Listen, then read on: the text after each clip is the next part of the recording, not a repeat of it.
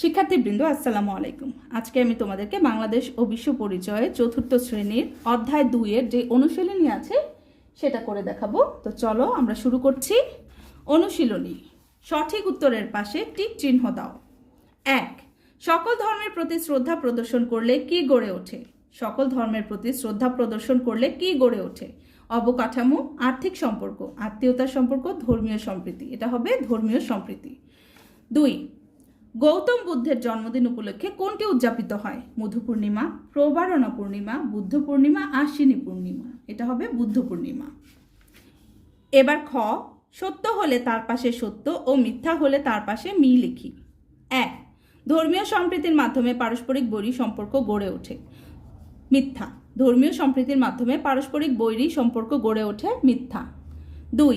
ধর্ম সমাজে বিশৃঙ্খলা সৃষ্টি করে। মিথ্যা। ধর্ম সমাজে বিশৃঙ্খলা সৃষ্টি করে। মিথ্যা। 3.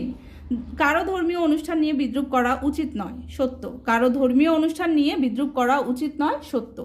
4. ধর্ম বর্ণ নির্বিশেষে সকলের সহাবস্থানের মাধ্যমে সমাজের উন্নয়ন হয়। সত্য।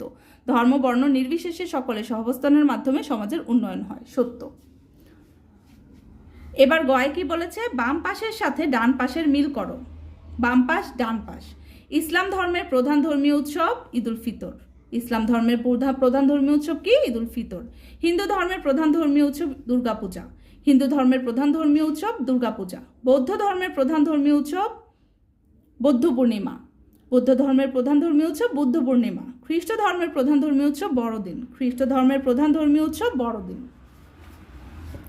এবার এখানে দেখো প্রশ্ন দেয়া আছে, সংক্ষিপ্ত প্রশ্ন। আমাদের সমাজে প্রচলিত ধর্মগুলোর নাম লিখো। এবার প্রশ্নের উত্তরটা আমি খাতায় লিখেছি, দেখো। আমার উত্তর, আমাদের সমাজে প্রচলিত ধর্মগুলোর নাম হলো ইসলাম ধর্ম, হিন্দু ধর্ম, বৌদ্ধ ধর্ম ও খ্রিস্টান ধর্ম। 4টি প্রধান ধর্ম, ঠিক আছে? এর মধ্যে কি কি আছে? ইসলাম ধর্ম, হিন্দু ধর্ম, বৌদ্ধ ধর্ম ও খ্রিস্টান ধর্ম। এবার প্রশ্ন নম্বর 2, নিজ ধর্মের ধর্মীয় উৎসবগুলোর নাম লেখো। উত্তর, নিজ ধর্মের ধর্মীয় উৎসবগুলো হলো ঈদুল ফিতর, ঈদুল আজহা ও ঈদে মিলাদুন্নবী। আমি যেহেতু মুসলিম, আমি মুসলমানদের ধর্মীয় উৎসবের নাম লিখলাম। তোমরা যে যার ধর্মের নামগুলো লিখবে, ঠিক আছে? নিজ ধর্মের ধর্মীয় উৎসবগুলো হলো ঈদুল ফিতর, ঈদুল আজহা ও ঈদে মিলাদুন্নবী। এবার বর্ণনামূলক প্রশ্ন। বর্ণনামূলক প্রশ্নে কি বলেছে? ধর্মীয় সম্প্রীতি রক্ষায় তুমি কি করবে তার তালিকা তৈরি করো। উত্তর, ধর্মীয় সম্প্রীতি রক্ষায় আমি যা করব তার তালিকা নিম্নে দেওয়া হলো। 1. সকল ধর্মের মানুষকে সম্মান ও শ্রদ্ধা করব। সকল ধর্মের মানুষকে সম্মান ও শ্রদ্ধা করব। 2. কারো ধর্ম বা ধর্মীয় অনুষ্ঠান নিয়ে বিদ্রূপ করব না। কারো ধর্ম বা ধর্মীয় অনুষ্ঠান নিয়ে বিদ্রূপ করব না।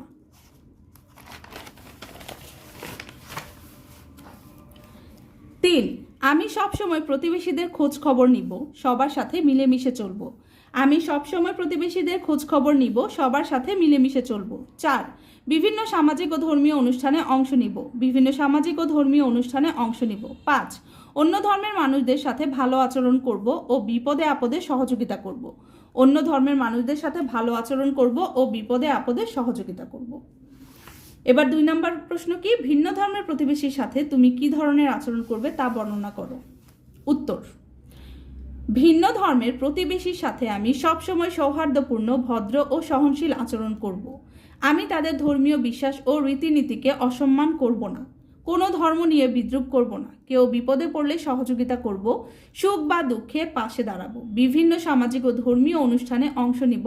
সবসময় তাদের সাথে ভালো আচরণ করব। আর এভাবেই সমাজ শান্তিপূর্ণ হয়ে উঠবে। আবার বলছি, ভিন্ন ধর্মের প্রতিবেশীর সাথে আমি সবসময় সৌহার্দ্যপূর্ণ, ভদ্র ও সহনশীল আচরণ করব। আমি তাদের ধর্মীয় বিশ্বাস ও রীতিনীতিকে অসম্মান করব না। কোনো ধর্ম নিয়ে বিদ্রূপ করব না। কেউ বিপদে পড়লে সহযোগিতা করব। সুখ বা দুঃখে পাশে দাঁড়াবো। বিভিন্ন সামাজিক ও ধর্মীয় অনুষ্ঠানে অংশ নিব। সবসময় তাদের সাথে ভালো আচরণ করব। আর এভাবেই সমাজ শান্তিপূর্ণ হয়ে উঠবে। 3. তুমি কেন ধর্মীয় সম্প্রীতি রক্ষা করবে তা ব্যাখ্যা করো। উত্তর, আমি ধর্মীয় সম্প্রীতি রক্ষা করব কারণ এর মাধ্যমে সমাজে শান্তি ও শৃঙ্খলা বজায় থাকে। ধর্মীয় সম্প্রীতির কারণে মানুষ একে অন্যকে সম্মান করতে শেখে। এর মাধ্যমে একে অপরের সহযোগিতায় এগিয়ে আসে। সকলে মিলেমিশে থাকে। এতে করে ধর্মীয় বিদ্বেষ ও সংঘাত কমে যায়। এর ফলে সমাজের উন্নয়ন দ্রুত হয়। একটি সুন্দর, নিরাপদ ও মানবিক সমাজ গঠনের জন্য ধর্মীয় সম্প্রীতি অত্যন্ত গুরুত্বপূর্ণ। আরেকবার পড়ছি। আমি ধর্মীয় সম্প্রীতি রক্ষা করব কারণ এর মাধ্যমে সমাজে শান্তি ও শৃঙ্খলা বজায় থাকে। ধর্মীয় সম্প্রীতির কারণে মানুষ একে অন্যকে সম্মান করতে শেখে। এর মাধ্যমে একে অপরের সহযোগিতায় এগিয়ে আসে, সকলে মিলেমিশে থাকে। এতে করে ধর্মীয় বিদ্বেষ ও সংঘাত কমে যায়।